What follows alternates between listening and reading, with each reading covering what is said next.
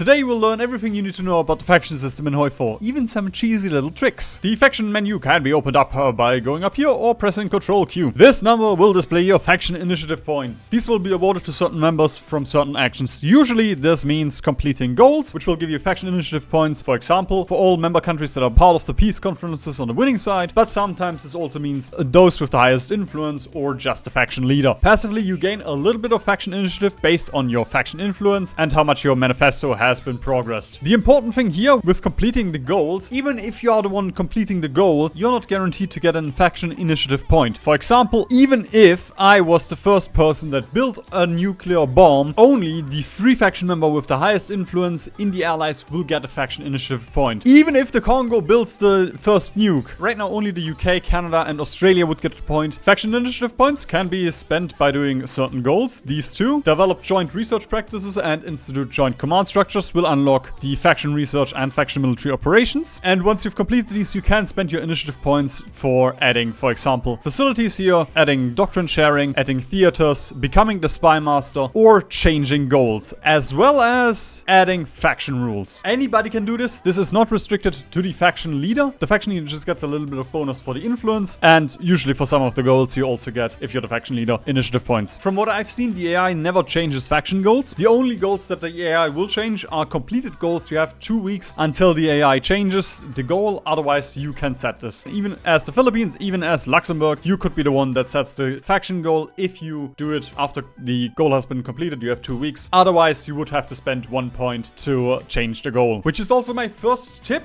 Once you have unlocked the faction military operations, you shouldn't touch it unless you really need to, because the AI usually will unlock these and spend their initiative points, so you can focus on, for example, research or spy operations. The 3 faction goals that we have are fairly self-explanatory: short-term, medium-term and long-term. You should usually take short, medium and long durations.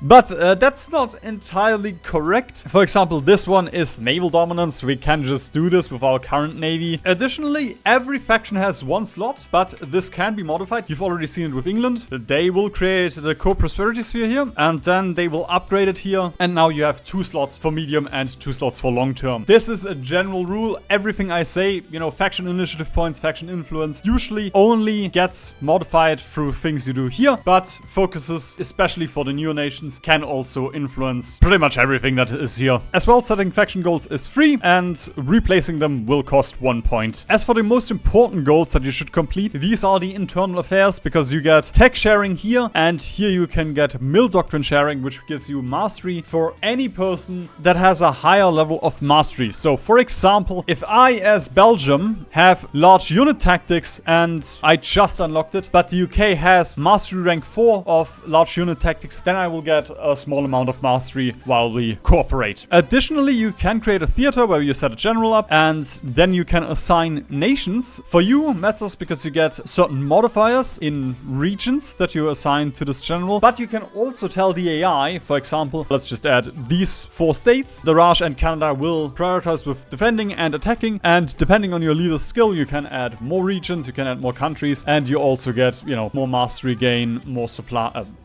less supply usage, and you can also change this later. You will only create a theater, and then you can unassign the general and such. You can redistribute the theater afterwards. You can also add manpower contribution to pool garrison manpower. I haven't played too much around with this, but I think you can only access the manpower of your allies. So if you add manpower contribution, this manpower cannot be accessed by you anymore. Only your allies can request this manpower garrison. I added 209 manpower. I cannot access this one anymore, but if I tag over to France, I can get the UK manpower. I wouldn't really use this feature. It's just nice if you're allied to somebody who does this. Here is also why this is honestly the most important thing you should get first. We don't have any tech sharing. Yes, we can still do the tech sharing focus here, but if I add my guy here, suddenly we get a 5% tech sharing bonus. This makes puppets and this thing in particular so much stronger because this faction research sharing is permanent. This is a huge power boost for Japan and any nation that can take Yugoslavia early, because the more people you have, the more they will complete certain research. Once you have 2-3 facilities set up, you will just drown in research sharing. It is by far the strongest thing you can do with factions right now. The nations that add their scientists also get a little bit of bonus. You get more research for every scientist that you assign. So Charles Goodeve will be better now at researching, but the supporters also gain a fraction of the research once it completes. And you know, you get the normal tech sharing. This system might change, but right now I really like factions the way they work. Just because this incentivizes early expansion so much more and makes puppets actually useful, because for intel agencies they are so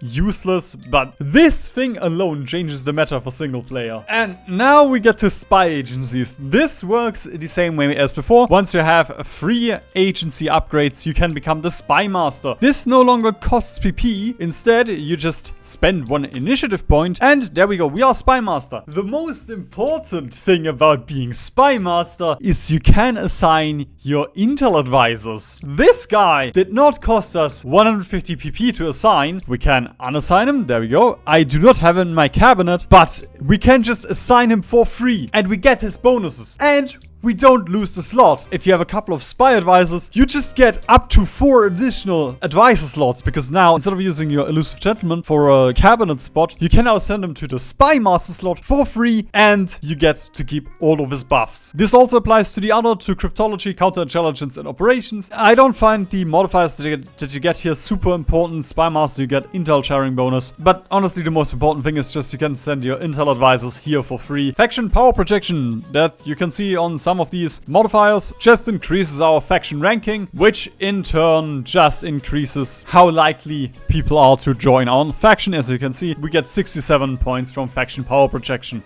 That's it.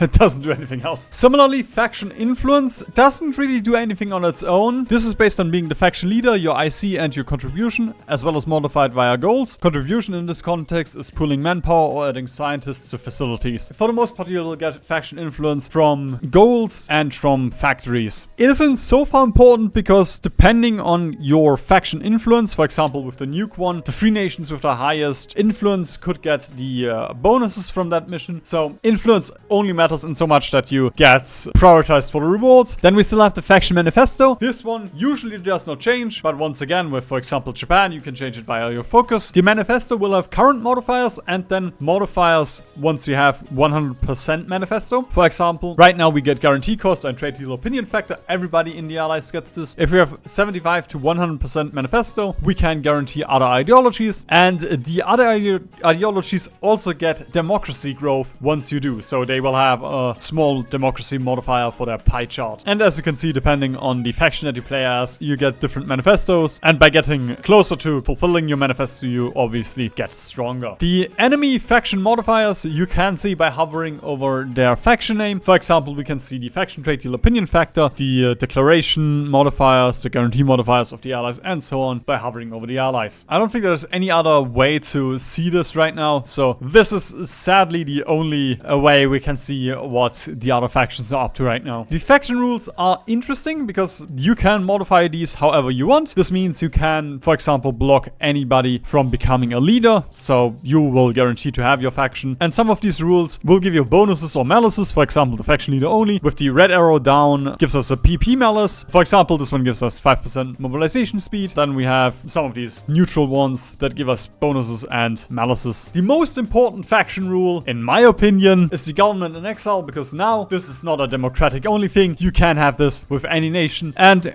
with the allies, governments in exile were always busted because you would just get factories from nowhere. And I highly recommend picking this one up, which you can only see by selecting all rules. Otherwise, you know, you are stuck with modifying these, modifying these, modifying these. But if you select all rules, you can also see some hidden rules. Wow, this show was informative. Why don't you watch this video to become a micro god in HoI4?